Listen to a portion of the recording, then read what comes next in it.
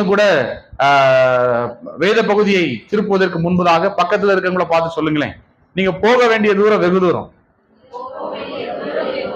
இது வேற மாதிரி சொல்லிடாதீங்க, நீங்க போகதான் போறீங்க அப்படிங்கிற மாதிரி எதுவும் சொல்லிடாதீங்க.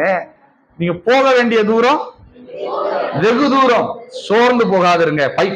இந்த கையை பக்கத்துல இப்படி பிடிங்களேன், பக்கத்துல பிள்ளைங்களை பிடிச்சுக்கோங்க, பார்த்து சொல்லுங்க பார்க்கலாம். சோர்ந்து போகாதீங்க. ஏன் சோர்ந்து போறீங்க? நீங்க சோர்ந்து போக கூடாது. ஆமா, அல்லேலூயா.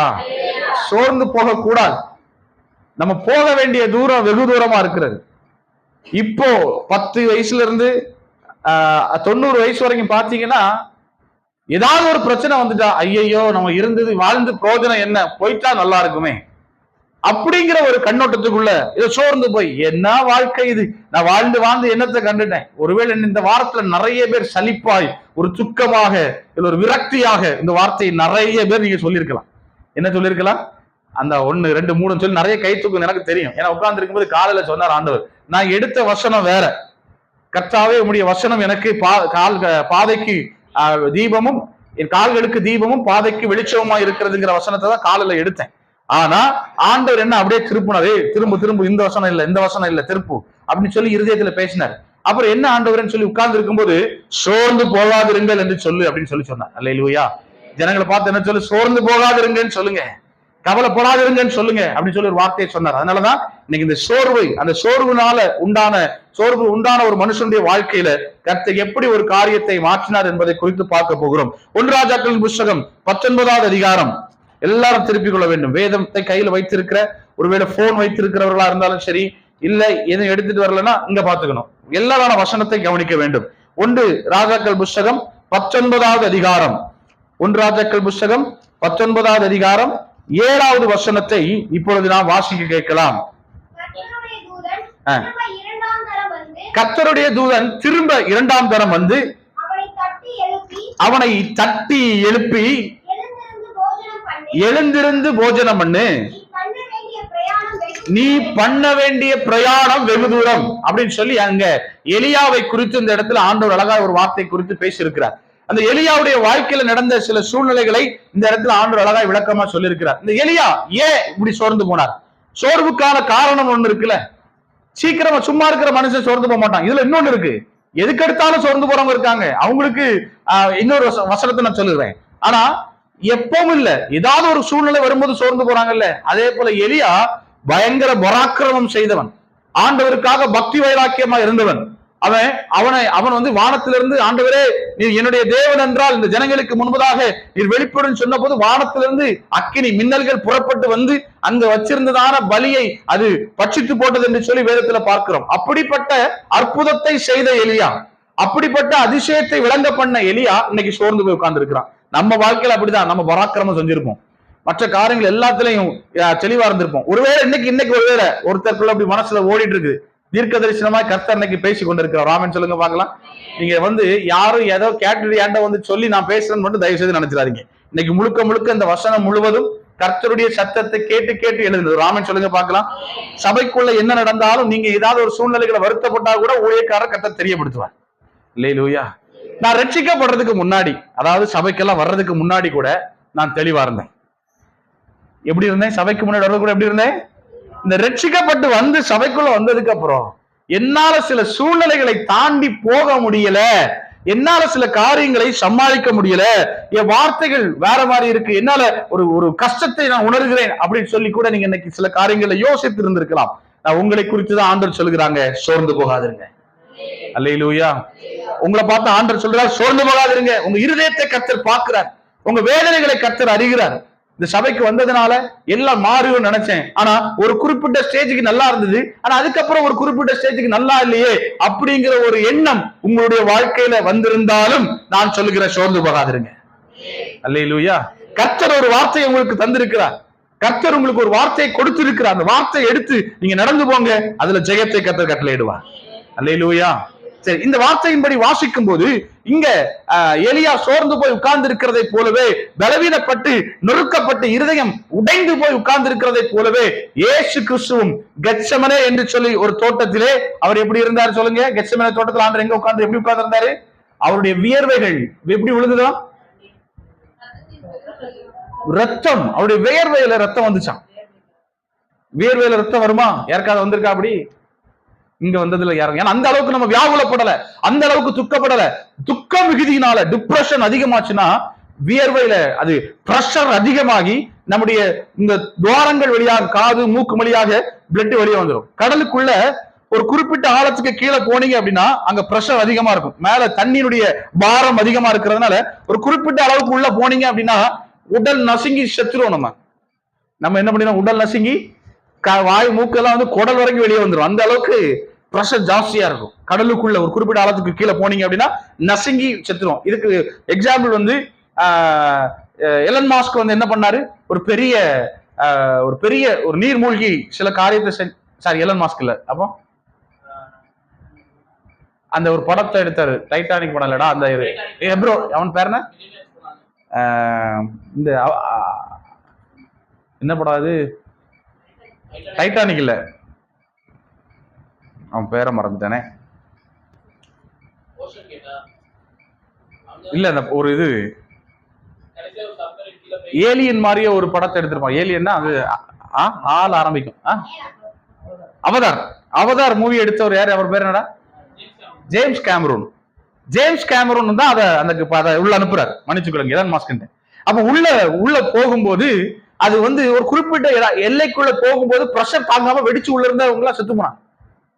அப்ப தண்ணிக்குள்ள நீர்மூழ்கி கப்பலா இருந்தாலும் அவ்வளவு ஸ்ட்ராங்கான மெட்டீரியல் செஞ்சு உள்ள அனுப்புறாங்க. உள்ள எல்லாம் தாங்கும் நினைச்சு உள்ள போற ஒரு குறிப்பிட்ட அளவுக்கு மேல அது அமுங்கி வெடிச்சு உள்ள இருந்து எல்லாம் செத்து போறாங்க. அப்போ தண்ணிக்கு ஒரு பிரஷர் அழுத்தம் இருக்கிறது போல மனுஷனுக்கு ஒரு பிரஷர் வரும்போது, அதாவது ஒரு காரியத்தை அளவுக்கு அதிகமாய் யோசித்து யோசித்து யோசித்து இருக்கும்போது பிரஷர் அப்படியே கூடிடும். நமக்கு தெரியாமலே பிரஷர் கூடிடும், பிரஷர் ஏறிடும். பிரஷர் என்ன பண்ணிடும்?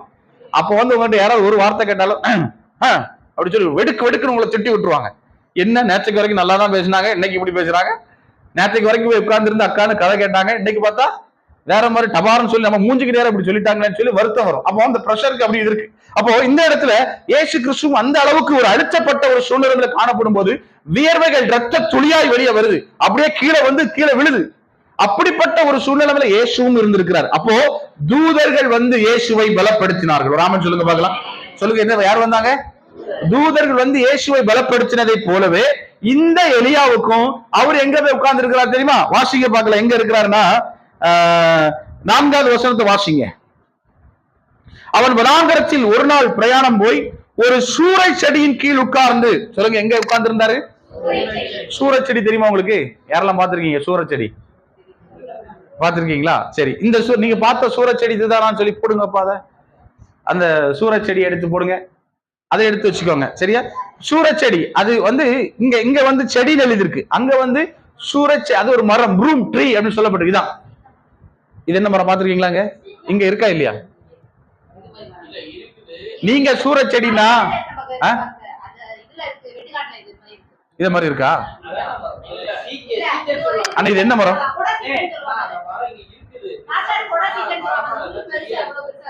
முள்ளு. சரி சரி சரி சரி, நீங்க இங்க பாத்திருக்கீங்க, இந்த மாதிரி ஒரு மாடல் பாத்திருக்கீங்க தானே? ஆனா அது மரம், இந்த மரம் கிடையாது. இந்த மரம் வேற மரம். இந்த மரத்துல நீங்க பாத்தீங்கன்னா முள் மரம் தான், ஆனா பெரிய முள்ளா இருக்காது, சின்ன சின்ன முள்ளா இருக்கும். இங்க வந்து என்ன பண்ணா, அந்த சூரச்செடியின் கீழே போய் உட்கார்ந்து அவன் என்ன பண்றான்னா வாழணும்னு நினைக்கல. என்ன பண்ண நினைக்கல? வாசிமா தொடர்ந்தத சூரச்செடியின் கீழ் உட்கார்ந்து நான் இன்னைக்கு நிறைய பேருடைய வீட்டு சூற செடியை போல மாறி போச்சு. வீட்டுல உட்கார்ந்து ஆண்டவரே நான் செத்தா நல்லா இருக்கும் ஆண்டவரே. சிலருக்கெல்லாம் வந்து இந்த வீட்டுல இருக்கிறதுக்கு எனக்கு இதோ மாதிரி இருக்கிற, எங்கேயாவது போய் எங்கேயாவது ஒரு ரவுண்ட் அடிச்சு, இந்த மாதிரிலாம் நிறைய பேருக்கு நிறைய காரியங்கள் வரும். இந்த பிரஷர், ஒரு அழுத்தம் நம்முடைய இருதயத்தை உடைய பண்ணுகிறதை போல அப்படி மாறி வரும். அப்படி வரும்போது சூரச்செடிக்கு பக்கத்துல ஆண்டவரே நான் சாக வேண்டும், ஆண்டவரே நான் சாக வேண்டும். நான் உயிரோட இருந்து என்ன பிரயோஜனம்? பக்கத்துல உள்ள மூஞ்செல்லாம் பாருங்க. நீங்க அவங்கள கேட்டுறாதீங்க, எல்லாரையும் பார்த்துட்டு சொல்லுங்க, ஆண்டவரே நான் உயிரோடு இருந்து என்ன பிரயோஜனம் அப்படிங்கிறது போல யாருக்கெல்லாம் தோணுதோ அவங்க எல்லாம் சோர்ந்து போகாதிருங்க. அல்லேலூயா. கர்த்தர் உங்களுக்காக உங்களை தூதனை அனுப்பி உங்களை பலப்படுத்துகிறவரா இருக்கிறார். இந்த இடத்துல அப்படி அவர் சோர்ந்து போய் இருக்கிற நேரத்துல, எந்த நேரத்துல கர்த்தர் நம்மளை பலப்படுத்தணுமோ அந்த நேரத்துல நம்மளை பலப்படுத்திடுவார். அல்லேலூயா. ராமன் சொல்ல மாட்டீங்களா? உங்க வீட்டுல ஒரு மரம் இருக்கு, அந்த மரம் நல்லா இருக்கும்போது பார்த்து அழகா அதுல உள்ள எல்லா காரியங்களை கனிகள் எல்லாம் பறிச்சு சாப்பிடுறீங்க, எல்லாம் செய்றீங்க. திடீர்னு அந்த மரம் சாஞ்சு போகுது, போனா போட்டு அப்படி விட்டுருவீங்களா? அத கீழே விழாம ஒரு நல்ல கவகுச்சி எடுத்து உள்ள வச்சு அழகா கெட்டி கீழே விழாம வைப்பீங்களா வைக்க மாட்டீங்களா?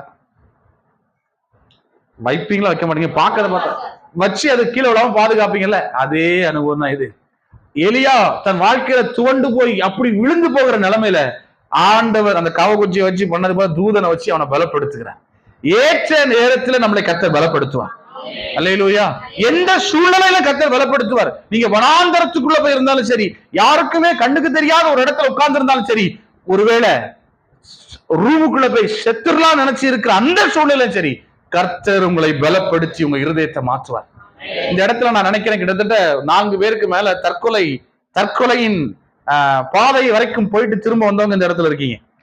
ஆண்டவர் சொல்றாரு, நீங்க கவலைப்படாதீங்க, சோர்ந்து போகாதிருங்க. அந்த இடத்துல இருந்து இன்னைக்கு வரைக்கும் கர்த்தர் உங்களை கொண்டு வந்திருக்கிறார். ஒரு ஆமென் சொல்லுங்க பார்க்கலாம். இன்னும் உங்களை பலப்படுத்தி கொண்டு போவார். ஒருவேளை பாஸ்டர் பேசுறது இன்னைக்கு எனக்கு தான் பேசுறான்னு சொல்லி யாருக்கெல்லாம் தோணுது, உங்ககிட்ட தான் ஆண்டவர் பேசிட்டு இருக்காரு. அல்லேலூயா. ஏன்னா கர்த்தருடைய வார்த்தை பொய் உரையாது. அல்லேலூயா. துவண்டு போகிற அனுபவம், அப்படியே சாரியை மாட்டிட்டு போயிடலாம், இல்ல இந்த மருந்த கலக்கி குடிச்சிட்டு போயிடலாம். எதுக்கு இந்த வாழ்க்கை? இந்த வாழ்க்கை ஏன் எனக்கு இது விரக்தியான வாழ்க்கை எனக்கு வேண்டாம். இந்த சூழ்நிலைமை நிறைந்த வாழ்க்கை எனக்கு வேண்டாம். இந்த சூழ்நிலைமை நிறைந்து நான் காணப்படுகிற வாழ்க்கை எனக்கு வேண்டாம். ஒண்ணு நான் நல்லா வாழணும், இல்லைன்னு செத்து போயிடணும். இப்படிங்கிற எண்ணம் உடையவர்களாய் காணப்பட்ட 4 பேர் இந்த இடத்துக்குள்ள இருக்காங்க. உங்களை பார்த்து ஆண்டவர் சொல்றாரு, சோர்ந்து போகாதிருங்க. அல்லேலூயா. சத்தமா ராமன் சொல்ல மாட்டீங்களா? அல்லேலூயா. சரி, எந்த நேரத்தில் வேண்டுமோ அந்த உதவியை செய்கிறார். விரக்தி ஒரு மனுஷனை கொல்லுவதற்கு சமானம். ஒரு மனுஷனுக்குள்ள விரக்தி வருதுன்னா, அந்த விரக்தி ஒரு மனுஷனுக்கு உள்ள இருதயத்திற்குள்ள வந்ததும் அவன் செத்ததுக்கு சமானத்தை போல ஒரு, அதாவது அவனை கொல்லுகிற, அவனை சாகடிக்கிற நிலைமைக்கு அது கொண்டு போயிடும். விரக்தி எழுதி வச்சுக்கோங்க. விரக்தி ஒரு மனிதனை கொல்லுவதற்கு சமானம்.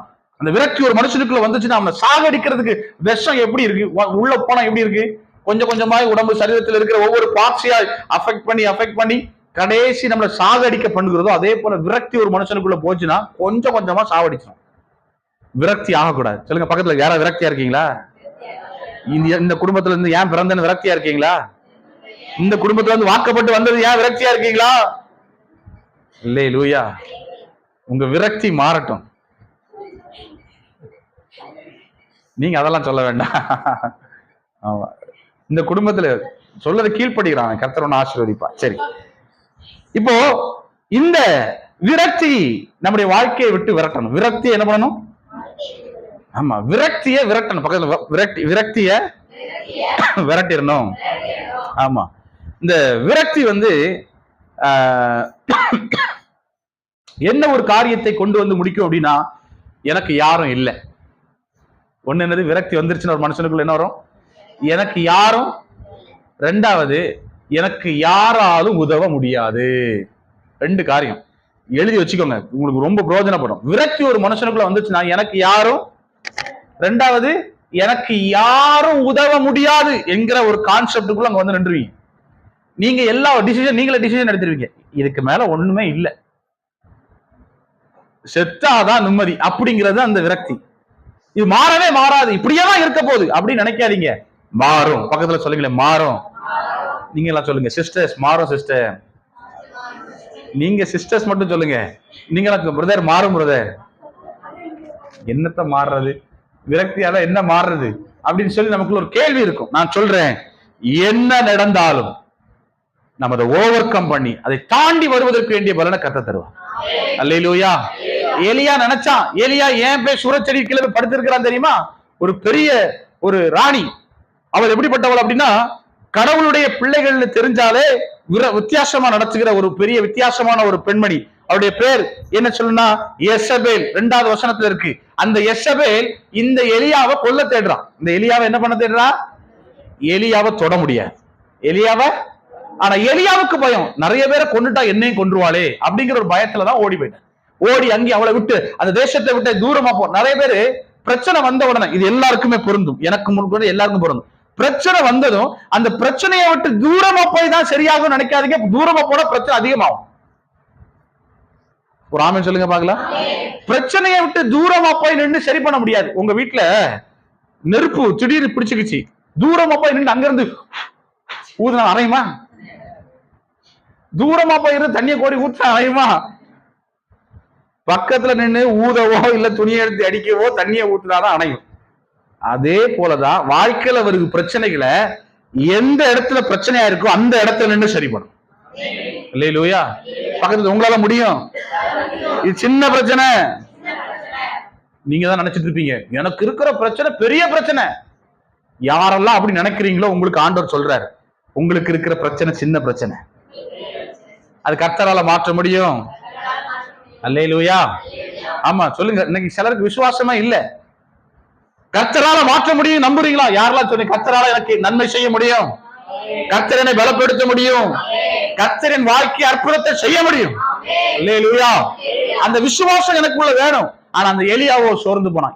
சோர்ந்து போறது தப்பு இல்ல, சோர்ந்து போகலாம், ஆனா பலனா வந்துடணும், மாறிடணும். அல்லேலூயா. சத்தமா ராமன் சொல்லுங்க பாக்கலாம். இந்த எலியா சூரச்செடிக்க படுத்துக்கிட்டு ஆண்டவரே நான் சாங்கணும் நான் சாங்கணும்ன்றாரு. ஆனா ஆண்டவர் என்ன பண்றாரு தெரியுமா? நேரா வந்துட்டு, எலியாவே உன்னை கொண்டு எவ்வளவு அற்புதங்களை செஞ்சிருக்கிறேன், உனக்கு பயம், உனக்கு நான் செய்ய மாட்டேன் நம்பிக்கை இல்லையான்னு கேட்கல. அழுதுட்டு இருக்க பிள்ளைகிட்ட போய் ஓயாம போய் அடிச்சுக்கிட்டே இருந்தீங்கன்னா அந்த பிள்ளை என்ன பண்ணும்? விரக்தியில இன்னொரு விரக்தியாகும். ஆனா அந்த பிள்ளைய தேற்றணும், ஆறுதல் படுத்தணும். அங்கதான் நடக்குது. வாசிங்க. ஒரு நித்திரை பண்ணி இப்ப என்ன பண்றாரு தலைவர்? 5வது வசனத்துல ஒரு சூரச் செடியின் கீழ் படுத்துக் கொண்டு என்ன பண்ணி கொண்டிருக்கிறான்? அப்பொழுது ஒரு தூதன் அவன் என்ன பண்றான் வந்து, சில நேரத்துல நம்மள ஒரு தூதன் வந்து தட்டி எழுப்பணும். எலும்பு போதும் போதும் சோர்ந்து போகாதீங்க. சில நேரத்துல நம்ம வீட்டு பக்கத்துல இருக்கிறவங்க நிறைய பேர் தெரியுமா தூதர்களை போல மாறுவாங்க. நம்ம ஒரு கடினமான சூழ்நிலை ஏதாவது ஒரு முடிவு எடுக்கும் போது டக்குன்னு குறுக்கால நிற்பாங்க. யாருக்கெல்லாம் அது நடந்திருக்கா? அப்படி எல்லாருக்கும் நடந்திருக்கு. அந்த வந்து நின்று அதை உங்களை தட்டி அப்படி உங்களை திசை அப்படி தெளிவடைய வைக்கிறது. இந்த தூக்கத்துல நடக்கிற வியாதி உள்ளவங்க என்ன பண்ணுவாங்க? எங்க போறாங்கன்னே எங்கேயா போஸ்ட்ல போய் என்ன பண்ணிட்டு இருப்பாங்க. ஆமா, அப்புறம் யாராவது வந்து தட்டி எழுப்பினா தான் நான் எங்க. அதே போல இங்க சோர்ந்து போய் என்ன செய்யறானே தெரியல. இவர் எந்த இடத்துக்கு போயிட்டார் தெரியுமா? நடந்து போய் எங்கேயோ ஒரு இடத்துல போய் தானா ஒரு இடத்துக்கு போய் செடிக்கு கீழே போய் மறைஞ்சு படுத்திருக்கிற நினைச்சு படுத்திருக்கிற. கேட்பார் இல்ல, என்னை விசாரிப்பதற்கு ஆள் இல்ல, என் வாழ்க்கை என்ன இப்படி இருக்கு அப்படிங்கிற ஒரு விரக்தியோட இருக்கிற அந்த மனுஷனை தூதன் போய் தட்டுறான். சொல்லுங்க, தூதன் என்ன பண்றான்? போய் தட்டி எழுப்புறாரு. தூதன் தட்டி எழுப்பி என்ன கொடுக்கிறாரு சொல்லுங்க, வாசிக்க பார்க்கலாரு. சோர்வுல இருக்கிறவங்களுக்கு முதல்ல தேவை என்னது? சாப்பாடு. நம்ம சோர்வு வந்துருச்சுன்னா எனக்கு சாப்பாடு வேண்டாம், எதுவும் வேண்டாம், அப்படி போய் படுத்துக்கிறீங்க பாத்தீங்களா? அவங்களுக்கு நீங்க முதல்ல கொடுக்க வேண்டியது என்னது? சோறு. சோறை கொடுத்து சாப்பிட வச்சு பலனாக்கணும். இந்த பலனை பெற்றுக்கிட்டு எலியா என்ன பண்ணிருக்கணும்? அடுத்த வேலையை பார்த்திருக்கணும். ஆனா அவர் பண்ணல. முதல் சாப்பாடை சாப்பிட்டுட்டு என்ன பண்றாரு பாத்தீங்க அப்படின்னா மறுபடியும் படுத்து தூங்கிடுறாரு. வாசிங்க. தட்டி எழுப்பி போதனை பண்ணின்றான். அவன் விழித்து பார்க்கிற போது, சொல்லுங்க, பார்க்கிற போது என்ன இருந்துச்சா? பக்கத்துல நெருப்புல தழல்ல சுட்டு எடுத்த ஒரு அப்பம், ஒரு பாத்திரத்துல தண்ணீர், திரும்ப படுத்துட்டான். சாப்பிட்டு பலனாயிட்டு தூதன் வந்து எழுப்பும் போது என்ன பண்ணணும்? சரி தூதன் ஆண்டவரே என்ன பண்ணணும் சொல்லுங்கன்னு கேட்டுக்கலாம். எதுவுமே பண்ணல. சாப்பிட்டு போச்சுட்டு மறுபடியும் தூங்கிட்டான். இந்த அனுபவம் இருக்கக்கூடாது ஒரு மனுஷனுடைய வாழ்க்கையில. இன்னைக்கு நிறைய பேருக்கு சோர்வு இருந்துச்சுன்னா சாப்பிட்டு படுத்துட்டு மறுபடியும் தூங்கிடுறது. அப்படியெல்லாம் இருக்கு. அடுத்த வேலைகளை அடுத்த காரியத்துக்குள்ள போயிடணும். இல்ல நீங்க மாட்டிக்குவீங்க, உங்களை லாக் பண்ணிடுறது, ஸ்டக்காக வச்சிடும். இந்த வாரம் வெள்ளிக்கிழமை செய்தி அதுதான். உங்களை வாழ்க்கைய அப்படியே ஸ்டக்காக வைச்சிருச்சு அப்படின்னா உங்களால வெளியே வர முடியாது. நல்ல மிஷின், உங்களுக்கு தெரியும், மிஷின் ஓடிட்டே இருக்கு. அது மிஷின்ல அந்த பேரிங் நல்லா சுத்திட்டே இருக்கு. திடீர்னு ஜாம் ஆகி இருந்துச்சுன்னா மிஷின் ஓடுமா? அப்புறம் அதுக்கு என்ன பண்ணணும்?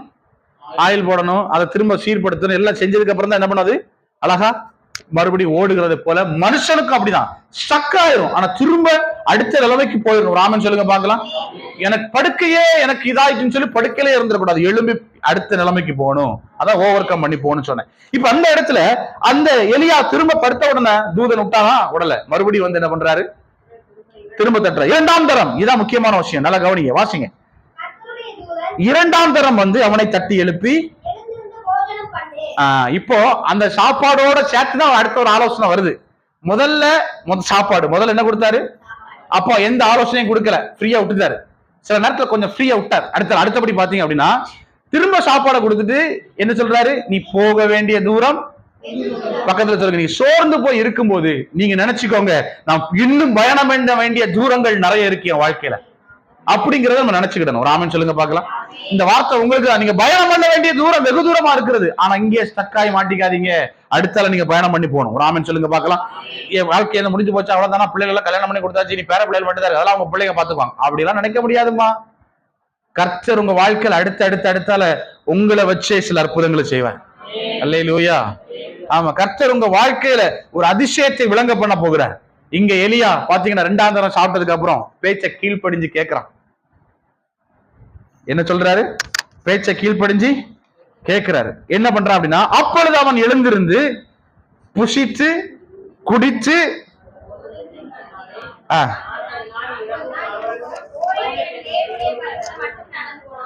நல்லா கவனிங்க, முக்கியமானது. ஆண்டவர் சொன்னாரு போக வேண்டிய தூரம். அப்ப ஒருவேளை ரொம்ப தூரம் நடக்க சொல்லி இருப்பாரோ? இந்த எலியா இதை கொஞ்சம் டீப்பா வாசிச்சு பார்க்கும்போது, ஆண்டவர் ஒன்னும் அவனை நடந்து வெகு தூரம் போன்னு சொல்லி நடந்து கூட்டிட்டு போல, இவனா அந்த பலத்தினால் நடந்து போனது. நல்லா கவனிங்க, மாம்ச பலத்துல நடந்திருக்கிறான் அந்த எலியா. இந்த இடத்துல எலியா என்ன பண்றாருன்னா, மாம்ச பலத்துல இன்னும் தூரமா போறேன்னு சொல்லி சாப்பிட்ட அந்த வேகத்துல வேகமா அந்த இடத்த விட்டு தள்ளி போயிட்டான். ஆனா ஆண்டவர் உடல. அந்த இடத்துல பாத்தீங்கன்னா ஓரேப், அந்த போட்டோ போடுமா, ஹோரேப், மவுண்ட் ஹோரேப் அப்படின்னு சொல்லி ஒரு போட்டோ இருக்கு பாரு. நல்லா தெரியுதா உங்களுக்கு? இதான் இந்த ஓரேப் மலை. இந்த ஓரேப் மலைன்னா தேவனுடைய பர்வதம். அடுத்த இமேஜ் போடுமா, ஒரு கோகை இருக்குங்க, அதில் காட்டியிருப்பாங்க, இந்த தெளிவா தெரியல. அதே இதுல இமேஜ்ல பார், அடுத்த இமேஜ்லயே பார், இந்த குகையை போடுமா, பக்கத்துல உள்ளதாமா, இடது. இந்த இருக்கு பாத்தீங்களா ஒரு குகை, இது ஓரேப்ல இருக்கிற ஒரு குகை, மலைக்கு மேல இருக்கிற ஒரு குகை. தெரியுதானே உங்களுக்கு? தெரியுது, ஒரு ஹோலா தெரியுது. இந்த இடத்துக்கு உள்ள போய் படுத்துக்கிட்டார். முதல்ல எங்க படுத்திருந்தாரு? சுர செடியில. 2வது எங்க போய் படுத்துட்டாரு? வேகமா நடந்து இந்த இடத்துல போய் படுத்துக்கிட்டாரு. ஏன்? எனக்கு சாகணும், எனக்கு சாகணும், என் வாழ்க்கை வேண்டாம், வெறுப்பு, விரக்தி. அப்போ ஆண்டவர் விட்டா உடல நேர அர்த்தத்துல என்ன கேட்கிறார் அப்படின்னா, கெபிக்குள் அவன் போய் தங்கினான். 9வது வசனத்துல, இதோ கர்த்தருடைய வார்த்தை அவனுக்கு உண்டாகி, எலியாவே இங்க உனக்கு என்ன வேலை, இந்த இடத்துல உனக்கு என்ன வேலை? நல்ல கவனிங்க, நமக்கு நிறைய பேருக்கு தெரியல.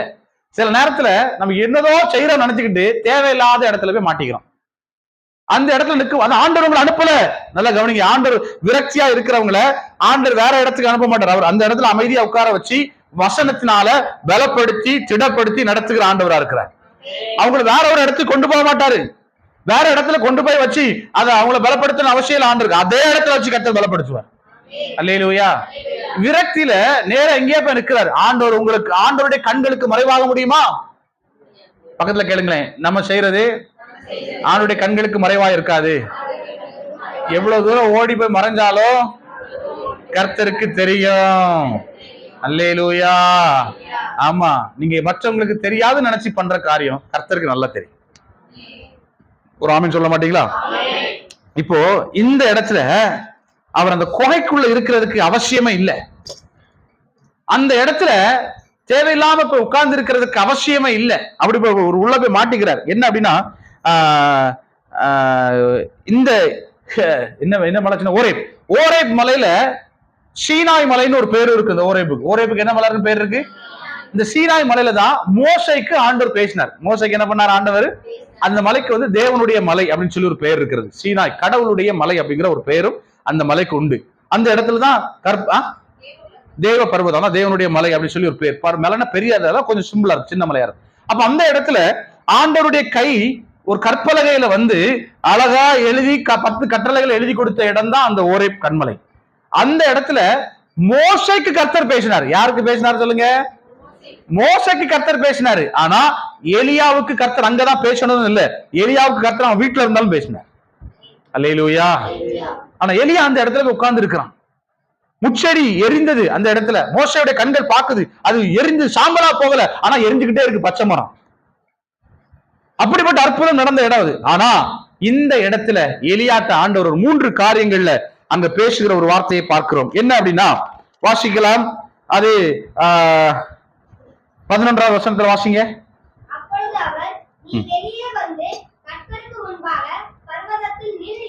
இப்ப கவனிங்க, ஆண்டவருக்கு முன்னாடி இவன் நிக்கல. போய் இவன் முதல்ல போய் நின்ன இடம் எல்லாம் வந்து சூரச்செடிக்க கீழே, அடுத்தால குகைக்குள்ள. இது கர்த்தருக்கு முன்னாடி நிற்பதல்ல.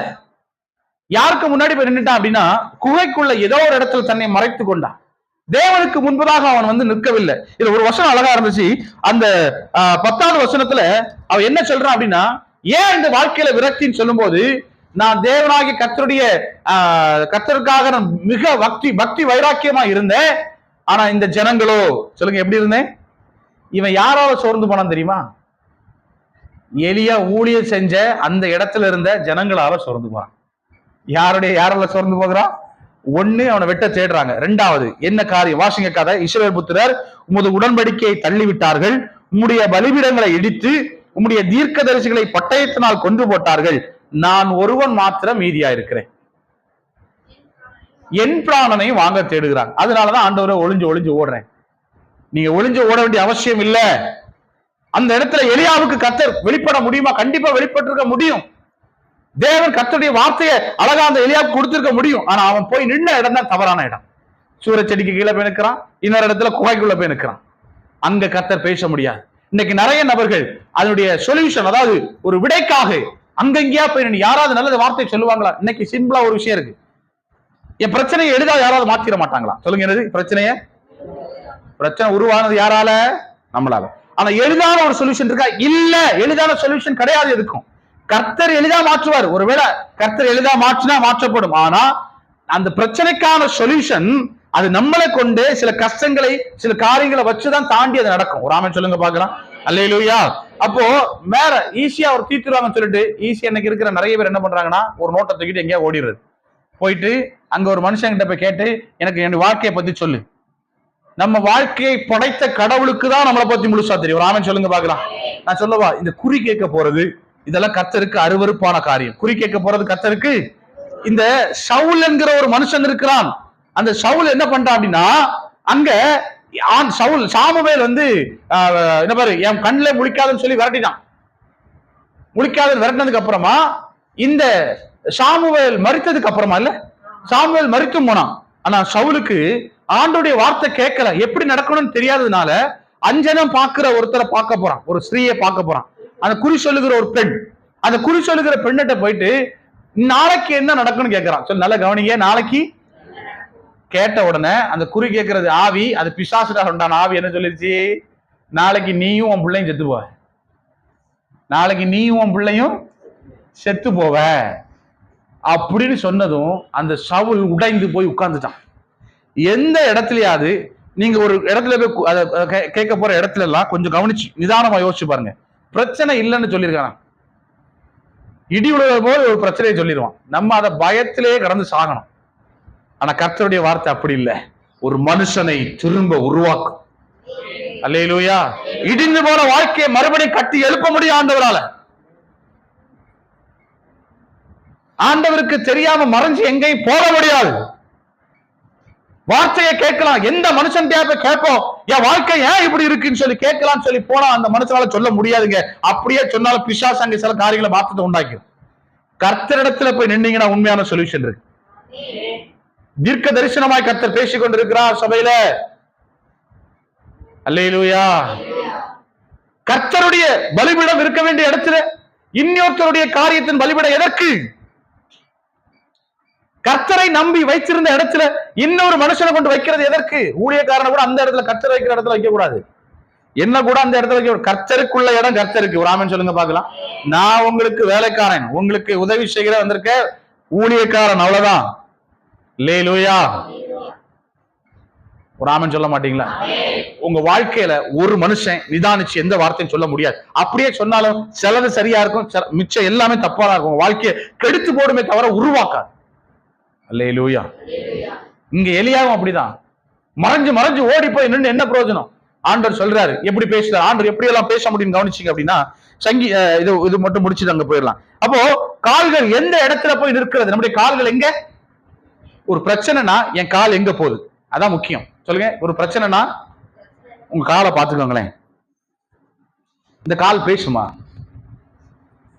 உங்க காலை பாருங்க, குனிஞ்சு பாருங்க, பார்க்க முடியலையா? கால் நல்லா இருக்கா? ஒரு பிரச்சனை வந்தா அந்த கால் எங்க போகுது? இந்த கால் சாட்சி சொல்லும், தெரியுமா உங்களுக்கு?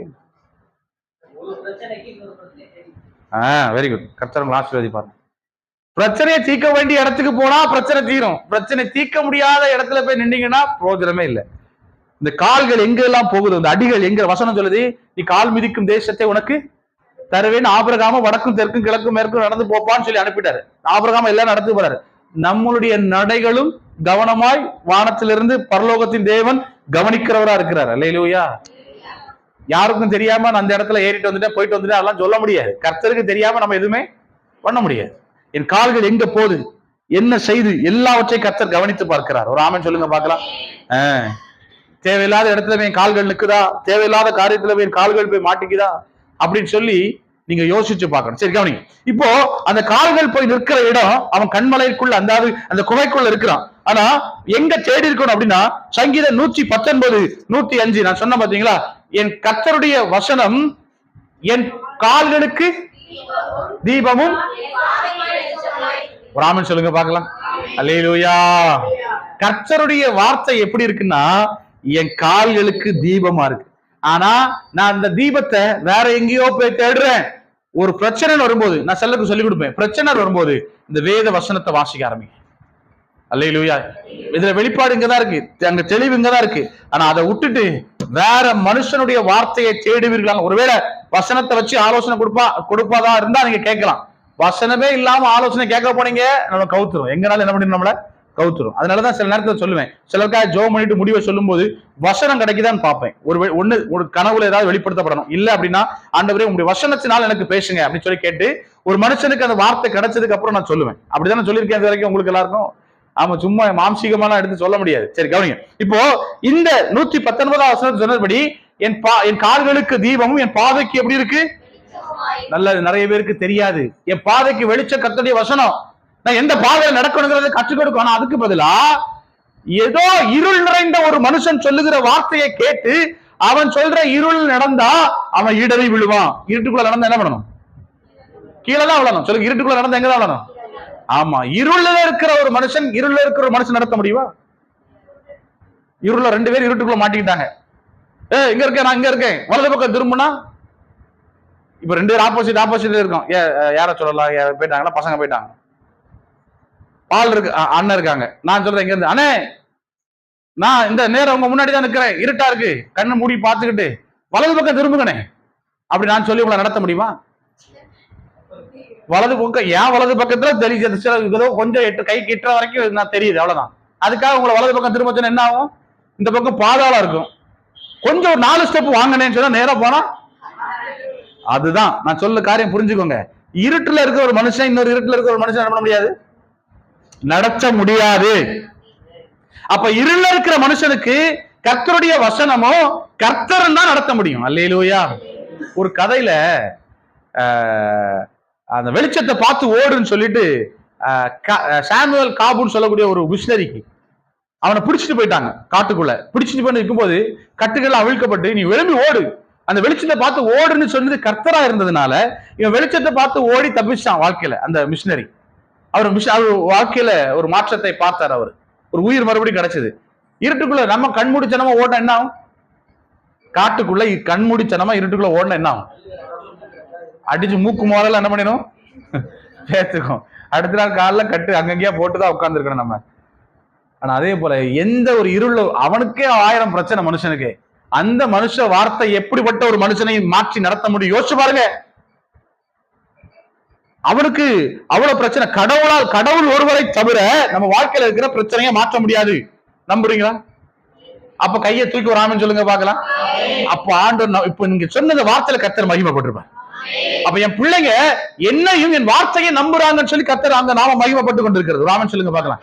இனி சொல்லுங்க, எந்த மனுஷனை இனிமேல் நான் பார்க்க மாட்டேன், வசனத்தை நான் பார்ப்பேன். ஊழியக்காரர் வசனத்தின் மூலமா சொல்லுகிற ஆலோசனையை பார்ப்பேன்.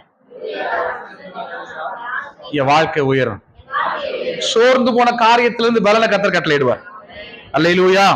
சரி, இப்போ 10வது வசனத்திலையும் அவர் மறுபடியும் அவ்வளவு பக்தி வைராக்கியமா இருந்தேன்னு சொன்னவரு, 2வது என்ன நடக்குதுன்னு பாத்தீங்க அப்படின்னா 11வது வசனத்திலிருந்து வாசிக்கும் போது வெளியே வந்து கர்த்தருடைய பர்வதத்தை அவருடைய தேவனுக்கு முன்பதாக நில்லுன்னு சொல்லப்பட்டாச்சு. இப்போ அதே போலதான் இன்னைக்கு உங்களுக்கு ஒரு வார்த்தை சொல்றேன்.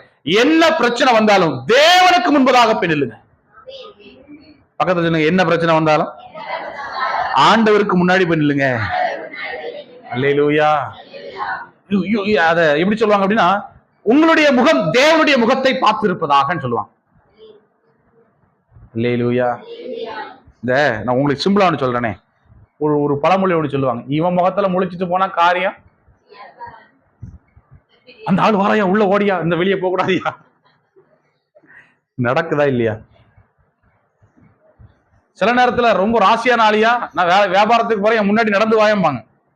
எனக்கு ஒரு பெரியம்மா இருந்தாங்க. ஒரு நாள் தூக்கத்துல இருக்கிற வந்து எழுப்புறாங்க, வாப்பா வாப்பா கொஞ்சம் வாப்பா. என்ன என்ன என்ன விஷயம்? நான் இந்த வியாபாரத்துக்கு போறேன், வியாபாரம் நல்லா இருக்கணும். அன்னைக்கு நான் வந்து நடந்து போகும்போது நீ எதிரில் வந்த, வியாபாரம் ஓஹோன்னு போயிடுச்சு. இத்தனைக்கு சர்ச்சைக்கு போறாங்க, எல்லாம் தெரியும். ஆனா என்ன எதுல இருக்கு? எதிர்பார்க்கிறது. யாரு எதிரில் வரா? மூட நம்பிக்கை. வேற என்ன சொல்லுவாங்க? நிறைய இருக்கு, அது உங்களுக்கு தான் தெரியும், இல்ல நிறைய தெரியும் உங்களுக்கு. அப்போ அப்படியெல்லாம் யோசிச்சுட்டு இல்ல, தேவனுக்கு முன்னாடி போய் நில்லுங்க. எங்க போய் நில்லுங்க சொல்லுங்க? நில்லுங்க. சிலருக்கு நம்ம மனசு தாங்காது, எப்பவும் வந்து நெகட்டிவா பேசுவாங்க பாருங்க. நெகட்டிவானா எதிராக தான் பேசுவாங்க. நம்ம ஒரு நல்ல உருப்படியா ஒரு காரியத்தை செய்யலான்னு போவாங்க, இதெல்லாம் விளங்குமா? அதெல்லாம் விளங்காது, நீ போவோம் வேலையை பாரு அப்படின்றாங்க. நம்ம சந்தோஷமா செய்யலான்னு போவோம், டக்குன்னு அவங்க சொல்ற வார்த்தை உங்களை டிஸ்கரேஜ் பண்ணிடும். சொல்லுங்க, என்ன பண்ணிடும்? டிஸ்கரேஜ் பண்ண உடனே நம்ம அந்த காரியத்தை செய்ய முடியாது, அப்படியே சோர்ந்து போயிடும். நான் உங்களை சொல்றேன், தைரியமா செய்யுங்க, கர்த்தர் நடத்துவார் போங்க அப்படின்னு சொல்லி அனுப்பிவிட்டதுக்கு அப்புறமா நீங்க நேரா போய் உட்கார்ந்து செய்ய ஆரம்பிக்கும் போது, அதை செய்யாத, போன வாரத்துல ஒருத்தன் இப்படி செஞ்சான், செத்தே போனாண்டி, போச்சு அவ்வளவுதான் போ அப்படின்னு சொன்ன உடனே இந்த பாஸ் நம்மளை சாகர வரைக்கும் கொண்டு போயிட்டாரோ அப்படின்லாம் நினைச்சுக்கிட்டு நீங்க யோசிச்சுக்கிட்டு பின்வாங்குறீங்க அப்படின்னா அது அப்படிதான் மாறும். ஒரு நம்பிக்கையில விசுவாசத்துல கர்த்தர் மேல பாரத்தை வச்சு இறங்கி போய் பாருங்க. அல்லேலூயா. ஆமா, கர்த்தர் அப்படிதான். சில நேரத்துல நானும் யோசிச்சிருக்கிறேன், நானும் சோர்ந்து போகாத இடங்கள் இல்ல, சோர்ந்து போகாம போயிருக்கிற இடங்கள் உண்டுதான், நிறைய இடங்கள் உண்டுதான். ஆனாலும் பலப்பட்டு எழும்பிடுவேன், அந்த வார்த்தையில பலப்பட்டு அடுத்தால எழும்பிடணும். ஒரு ஆமே சொல்லுங்க பார்க்கலாம். நீ என்னைக்கு இருந்தாலும் அந்த சோர்வை எப்படியாவது உங்க வாழ்க்கையில தாண்டி வர்றதற்கு முயற்சி எடுத்துடும். இப்போ வெளியே வந்து நிற்கும் போது முதல்ல வந்து பாத்தீங்கன்னா என்ன இருக்கு அப்படின்னா, 11ஆவது வசனத்தை வாசிக்கும் போது கர்த்தருக்கு முன்பதாக பர்வதங்களை பிளக்கிறதும் கண்மலையை உடைக்கிறதுக்கு ஏற்றது போல, கண்மலையை உடைஞ்சு போற அளவுக்கு காத்து வீசுது. எப்படி வீசுது?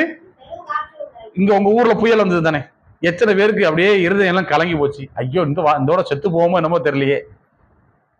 நம்ம ஊர் இங்க இடி இடிக்குது பாத்தீங்களா, நம்ம ஊர்ல மற்ற இடங்கள்ல இடி இடிக்கிறத விட இங்க வந்து பயங்கரமா இடிக்குது. நான் நாகர்கோயில இருந்திருக்கிறேன், திருநெல்வேலியில இருந்திருக்கிறேன், சென்னையில இருந்திருக்கிறேன், இன்னும் சில இடங்கள்லாம் பார்த்திருக்கிறேன்.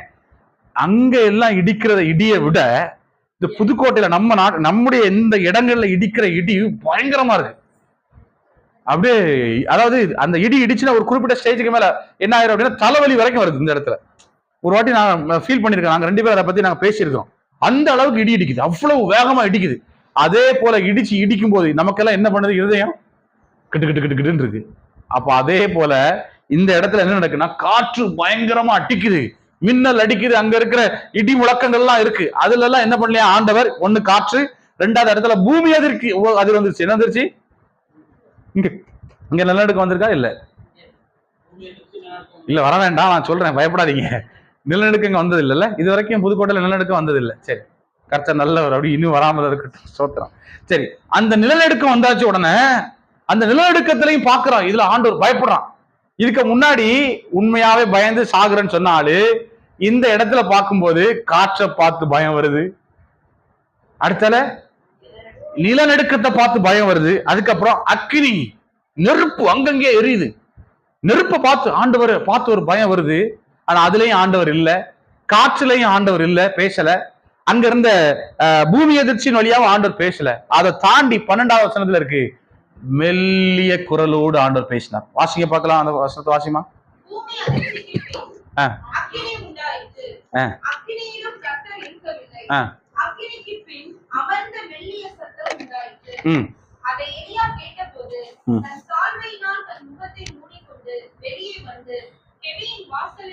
இப்ப இந்த எலியா அதுக்கு முன்னாடி என்ன பண்ணாரு? ஆண்டோட கேட்கும் போது, நான் இவ்வளவு வைராக்கியமா இருந்தேன், இவெல்லாம் நடந்து போச்சு, இனிமேல் நான் வந்து இருந்து பிரயோஜனம் இல்லை, நான் சாகிறதுக்கு ரெடியா இருக்கேன், என்னை எடுத்துக்கொள்ளுங்க இப்படின்னு சொன்ன எலியா இந்த 4 விஷயம் நடந்ததுக்கு அப்புறம் மெல்லிய சத்தத்துல ஆண்டவர் பேசும்போது என்ன பண்ணிக்கிட்டான்? சாவை எடுத்து மூடிக்கிட்டான். அல்லேலூயா. ஆண்டவர் இருதயத்தை உணர்வடைய வச்சுட்டாரு. சால்வையை மூடிட்டு ஆண்டவரே திரும்பவும் சொல்றான். அங்க என்ன சொல்றான்? நான் வெகுது பக்தி வைராக்கியமா இருந்த ஆண்டவரே, ஆனா எல்லாரும் இப்படி மாறிட்டாங்க அப்படின்னு சொல்லும்போது ஆண்டவர் சொல்ற ஒரு வார்த்தையை வாசிங்க பார்க்கலாம். எங்க இருக்கு? 14வது வசனம் வாசிங்க. 14 வாசிங்க.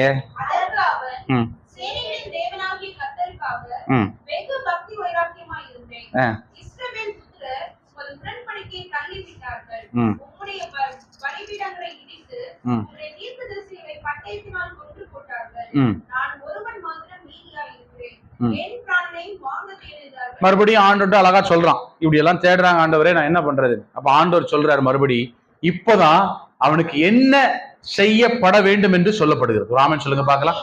அப்ப ஆண்டவருக்கு முன்னாடி வந்து நின்னு கர்த்தருடைய வார்த்தையை சரியா கேட்கறதுக்கு முன்னாடி பிரச்சனை அழகா சொல்லி அப்ப ஆண்டவர் சொல்லுவார் இதை செய்யும் சொல்லி. இங்க அடுத்தல சொல்லப்பட்டிருக்கு, அப்பொழுது கர்த்தர் அவனை பார்த்து, இதுக்கு முன்னாடி தட்டி சாப்பாடு கொடுத்தாரு, எழும்பி போன்னு சொன்னாரு. ஆனா அவன் எங்கேயோ எழும்பி போய் நிற்கிறான். ஆனா ஆண்டவர் மறுபடியும் இங்க வந்து சொல்றாரு, காற்று வழியா இதை பேசி பார்த்து, காற்று வழியா பேசல, அக்னி வழியா பேசல, பூமி எதிர்ச்சி வழியா பேசல, மெல்லிய சத்தத்துல சொல்றாரு. எப்படி சொல்றாரு? எப்படி சொல்ற? சத்தமா சொல்லுங்க. மெல்லிய சத்தத்துக்கே முக்காட போட்டு ஆண்டவரேன்னு சொல்லி மறைஞ்சு நிற்கிறான் பயந்து. அல்லேலூயா. ஆமா, அங்க மெல்லிய சத்தத்துக்கு பயந்து சொல்றான். அப்ப சொல்றாரு, நீ தமஸ்கு வழியா போயிட்டு 2 ராஜாக்களை அபிஷேகம் பண்ண வேண்டும், 2 நாட்டுக்கு ராஜாவை அபிஷேகம் பண்ணணும். நீ என்ன பண்ணிட்டு இருக்க? சோர்ந்து சூரச்சரிக்கை கீழையும் குகைக்குள்ளையும் மறைந்து கொண்டிருக்கிற. பக்கத்துல சொல்லுங்க, நீங்க செய்ய வேண்டிய வேலை நிறைய இருக்கு. உடனே வீட்டு வேலையை நினைச்சிடாதீங்க. நீங்க செய்ய வேண்டிய எவ்வளவோ காரியங்கள் இருக்கிறது. ஆமா, கர்த்தருக்காக செய்யறது இருக்குது. உங்க வாழ்க்கையில கர்த்தர் கொண்டு போகிற இடங்கள் இருக்கிறது, அதெல்லாம் செய்யணும். ராமன் சொல்லுங்க பார்க்கலாம். அதான் ஒரு வசனம் இருக்கு, காலாட்களோட ஓடும் போது இளைத்து போவீர்களானால் குதிரையோடும் ரதத்தோடும் எப்படி ஓடுவீங்க? இதுக்கே சோர்ந்து போனா எப்படி? இதை விட பெருசு பெருசா இருக்கு. 2 ராஜாவை அபிஷேகம் பண்ண வேண்டிய இந்த தீர்க்கதரிசி சோர்ந்து போய் படுத்திருக்கிறான். அது மட்டும் இல்ல, 2 ராஜா அப்புறம் ஒரு தீர்க்கதரிசி, அதாவது அசிஸ்டன்ட் தீர்க்க ஊழியக்காரனை உருவாக்கணும். எலியாவுடைய அசிஸ்டன்ட் யாரு சொல்லுங்க பார்க்கலாம்? எலிசா. எலிசாவை உருவாக்கணும், சால்வையை கொண்டு போடணும். சால்வையை கொண்டு எங்க போடணும்? எலிசாக மேல போடணும். எலிசாக மேல போடுறதுக்கு அவருக்கு அந்த அந்த வேலையை செய்யல. ராஜாவை அபிஷேகம் பண்ணதையும் அதையும் செய்யல. 2 காரியம் நல்லா கவனிங்க. 2 ராஜாவை அபிஷேகம் பண்ண வேண்டிய பேலன்ஸ் இருக்கு, ஒரு ஊழியக்காரனை உருவாக்க வேண்டிய பேலன்ஸ் இருக்கு. சாவன்னு சொன்னா ஆண்டவர் விடுவாரா? அதே போல பக்கத்துல சொல்லுங்க, நீங்க சாவன்னு சொன்னாலும் ஆண்டவர் விட மாட்டார். ஆமா, நீங்க சோர்ந்து போனாலும் ஆண்டவர் விட மாட்டார். இந்த சொல்லுவாங்களா, அடிச்சு சோர்ந்து போய் இருக்கிறவனுக்கு